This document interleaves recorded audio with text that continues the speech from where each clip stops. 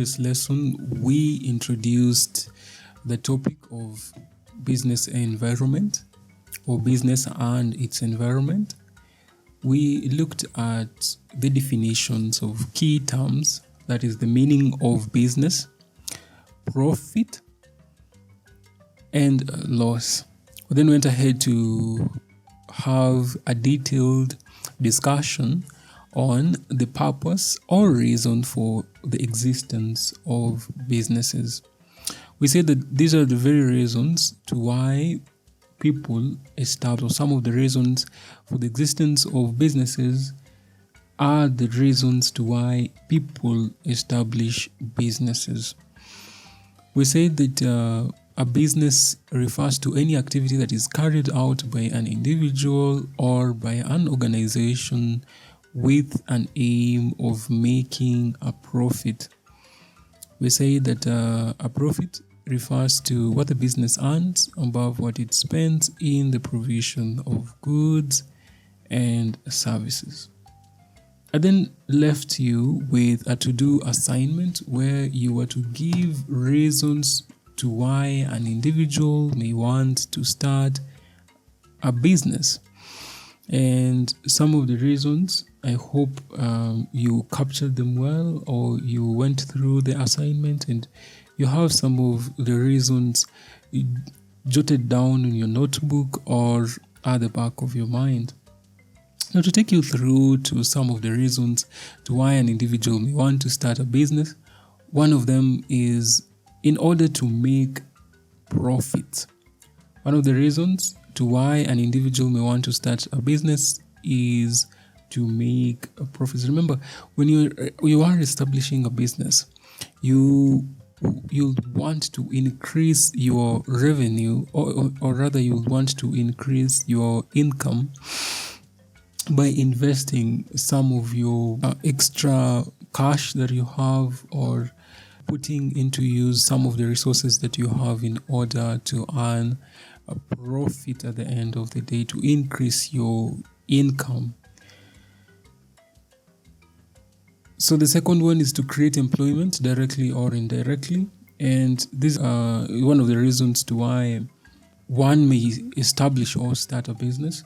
You try to imagine if you have, like, let's say 3 kids, you realize that rather than your kids going to work for someone else, they'd rather work in their own farm or work in your own farm, and you decide to invest, let's say, a law firm, and your kids who are lawyers work in the farm, and hence you would have provided a job to them directly. Indirectly, there are people who will be working in the farm. Let's say you have messengers who will be coming for documents to take them to court. I mean, they are employed indirectly owing to the fact that you started the law firm. Another point is that to acquire goods and services one does not have, it is one of the reasons to why one might want to establish a business. If, for example, you're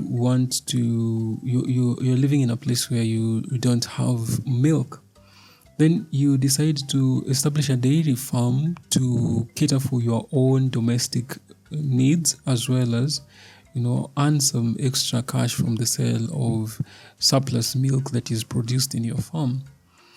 Well, another point is to enhance invention and innovation of better production, marketing, and service delivery methods. It is one of the key reasons to why people establish businesses, because you realize that there's a gap in the market. There's a way that people are doing business that is not up to the current trends, and then you invent a system to better production, or to market products better, or to offer services in a far much better way than how other businesses are carrying out their business.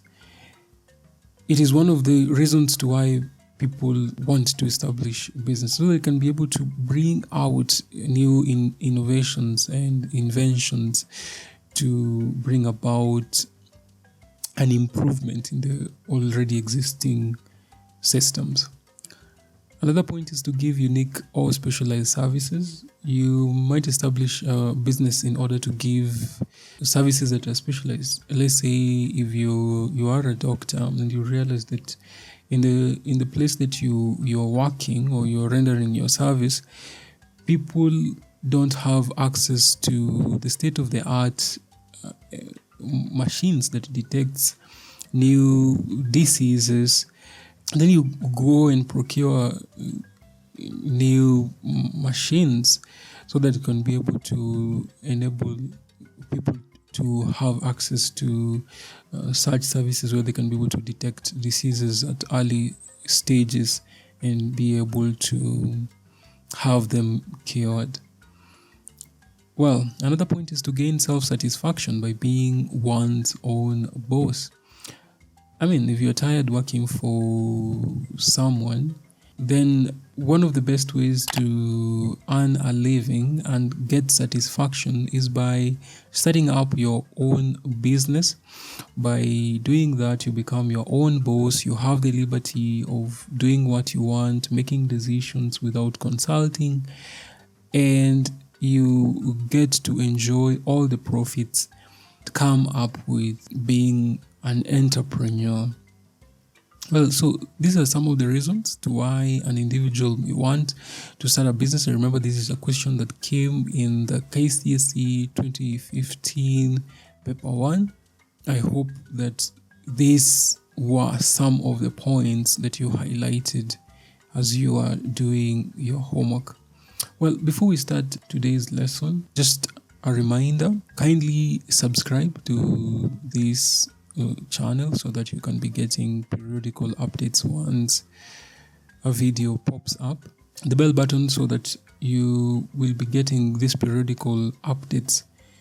Don't forget to leave us a comment so that we can know how we are delivering our content, how you find these classes, and if in any case you have any problem or any inquiry that you want to raise, you can be able to raise it through this platform. Don't forget also that you can get all the notes for this lesson and all the lessons that are going to be covered here, and the link is posted on the description of this video. Kindly check on it and click it. It will lead you to all the notes as well as questions and other resources that will help you revise better.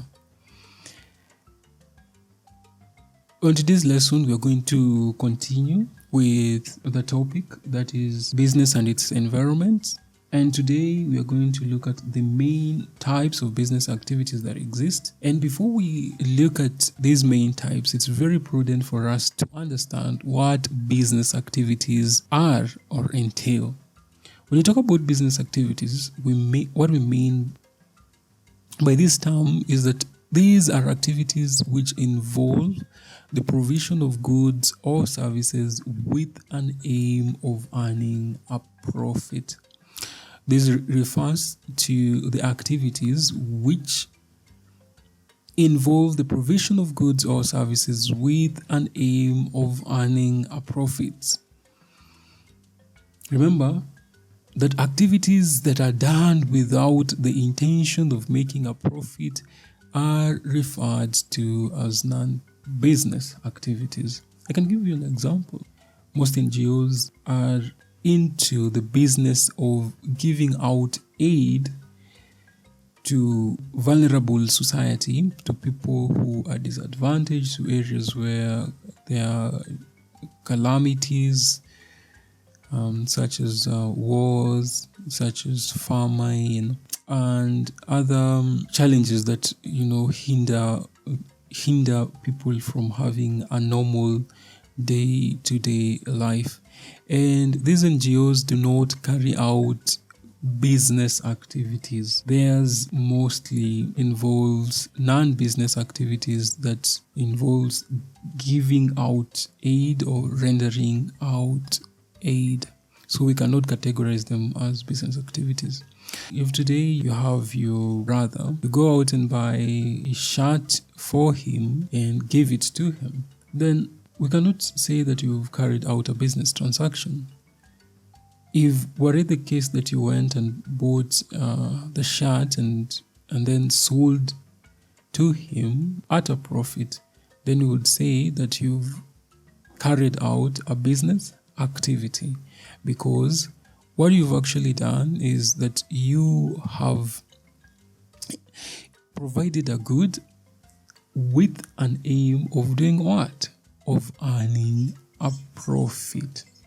So anything that, or any activity that involves giving out someone something without the intention of earning a profit cannot be categorized as a business activity. In order for us to understand the main types of business activities that we have, I want us to brainstorm on a given scenario. I want to believe that we have consumed bread as a meal that we take during our breakfast, and or you've consumed any product that has been manufactured out of wheat, be it mandazis, be it cakes, be it pancakes, be it chapatis. These are products of wheat. Now, taking the example of bread is manufactured out of wheat flour, and before we get wheat flour, wheat is usually grown by farmers who then harvest the wheat, prepare it properly for milling, then ship it to the various millers who then process the wheat into now flour that is used to make these variety of products that you say, that is cakes, that is chapatis, that is mandazis, and now the bread that you're talking about. The wheat is then taken to a manufacturing plant, let's say Family Bread or Butter Toast. Then it is used in line with other ingredients to manufacture bread. After bread has been manufactured, it is packaged properly, and then it's taken to the various outlets for distribution. It is taken to the wholesalers. From the wholesalers, it is then taken to the retailers. And by retailers, I mean the supermarkets that you usually go to buy from, all the local shops and kiosks that you usually buy from them. So we have looked at the bread making process, and it starts, or it dates back from the farmer who grows wheat. From there, the farmer takes the wheat to a processing plant, let's say one of the millers, such as Pembe. It is processed into wheat flour. The wheat flour is then taken to a manufacturing plant, and this manufacturing plant now uses the wheat alongside other ingredients such as sugar, baking powder, and the rest of the ingredients to manufacture bread. Bread is then packaged properly and then distributed by distributors. And we've mentioned an example of the various wholesalers that exist, and then taken to the retail outlets from where you usually buy. So we have looked at these stages, and these stages are going to help us be able to understand the various types of business activities that exist. So to start with, we're going to start from the primary business activity that is called extraction, the most basic one. And we're going to define it by saying that this is an activity or a business activity that involves obtaining goods from their natural setting. An example is mining, farming, lumbering, fishing, quarrying, etc. There are so many examples that you can be able to give under this category of extraction. Now, even can give an example here to elaborate more on mining. We do have various minerals that are usually mined. We can give an example of crude oil, or we can give an example of gold, copper, diamond, iron cores that are usually mined, then taken for processing, and later used to manufacture various things such as, cars, petroleum products, such as, jet fuel, kerosene, etc. So extraction is the most basic or the first business activity that provides a starting point for most of the goods that we usually consume. So in simple terms, it is a business activity that entails obtaining goods from their natural setting. And we have given an example of mining, farming, lumbering, fishing, quarrying, etc. Now, the second business activity that we're going to look at is processing. And basically, processing involves the conversion of raw materials now into more useful products without combining it with other goods. An example I give you is the wheat. After wheat has been plucked by the farmers and then it is sorted out and then packaged well, it is usually taken to the milling point, where it is now processed into wheat flour, a product that now can be used to make a variety of wheat products, such as the mandazis that we usually consume on a daily basis, the bread that I've given you as an example. We do have cakes and so on and so forth. Now, to continue, the third business activity is manufacturing, and basically it involves combining different raw materials to come up with one final product. And such activities include bread making, making a table from the timber that has been extracted from forests, or through the lumbering process during the extraction stage, taken to the processing stage where the timber is treated, then now used to make tables. Now that is manufacturing. And I give you an example of bread making, where we say that alongside wheat, we have other raw materials that are used in the process of manufacturing bread. We say that we have sugar, we have baking powder, we have fat, and so on and so forth. Well, the next one that we're going to look at is distribution of goods. And this is a business activity that involves the moving of goods from where they are produced to where they are needed. And the people who usually carry out distribution are called distributors. An example of these distributors are the wholesalers that we have and the retailers. Now, in the process of before a good, you get a good at your local supermarket, remember that it has gone through the chains of distribution, all the way from the manufacturer to the wholesaler to the retailer now who's selling it to you. It has moved through those chains of distribution, and these distributors carry out a business activity that is referred to as distribution of goods. They usually help in the breaking of bulk.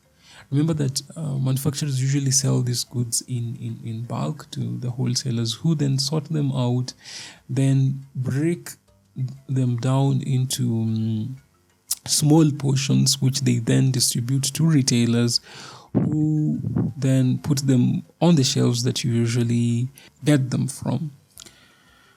So distribution of goods is one of the categories of business activities that we have. Another one is construction.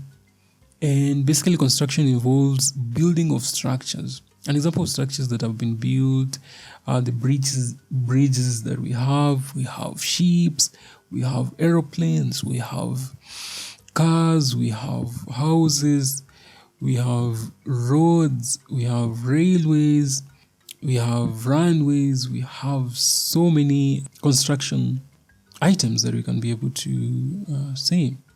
Even around us, even the school that we are living in is a building that has been constructed. The house that you're living at home is a building that has been constructed. Construction is also another business activity. Trade activities as another category of business activities. And in this category, the buying and selling of goods with the view of making a profit usually happens. In this category, the buying and selling of goods with a view of making a profit usually happens. And people who are involved in trade are usually referred to as traders. A good example is hawkers that you usually see. These hawkers are traders because they usually buy merchandise, then walk from one place to another looking for customers to buy. I believe you've ever bought second-hand clothes or an item from one of these hawkers, be it your local market, be it you are, traveling to destination, and then a hawker, hopped into one of the buses that you had boarded and sold you sweets, sold you handkerchiefs, sold you anything. And this is an example of, a person who is actually indulging in a trade activity, and he or she is known as a trader. Well, another category is provision of services. And what we are saying is that activities in this category involve human acts which could be mental or physical. And these include activities such as hair cutting, hairstyling, car washing, nursing, teaching, driving, entertaining, and so on and so forth. I mean, these are not tangible items or items that can actually be felt and seen, but rather they are meant or physical. And what we're actually saying, whenever you're going to a barber shop to have that haircut or a salon to have your hair done, you usually consume a service. And the person who's providing you with the service is actually indulging in a business activity. So provision of services are usually categorized also as business activities. Now, we have come to the end of our lesson. And on today's lesson, we have looked at the types of business activities that we have. And what we basically said is that we have about 7 categories. We have extraction, we do have processing, we have manufacturing, we have distribution of goods, we have construction, we have trade activities, we have provision of services as the types of or categories of business activities that we have. So students, don't forget to do more research on this topic. This will go in a long way of helping you better understand this subtopic and the topic in general. Now, what have we looked at on today's lesson? We have basically looked at the definition of a business activity. And what we've said a business activity is any activity that involves the provision of goods and services with an aim of earning a profit. And we said that all the other activities that don't have the intention of making a profit are referred to as non-business activities. We have also looked at the types of business activities that exist, and we have had an elaborate discussion on the same. So on our next class, we're going to look at business environments and their effects on the business. Go and do more research on the same. But before we go, we have a to-do assignment where you are to look or give examples of activities that you pay money for which are not goods. Today's to-do assignment is you give out examples of activities you pay money for which are not goods. So kindly go and do that homework. There's a to-do assignment that I've left you with, and we are going to meet on our next class and look at types of business environments that we have and the effects that they have on the business. Until next time, I want to wish you a good day and prosperity in your endeavors. Don't forget to hit that subscribe button so that you can be part of this family, as well as ring the bell button to get periodical updates once they are uploaded on this channel. And as always, share this channel to your friends and relatives. Goodbye. Bye.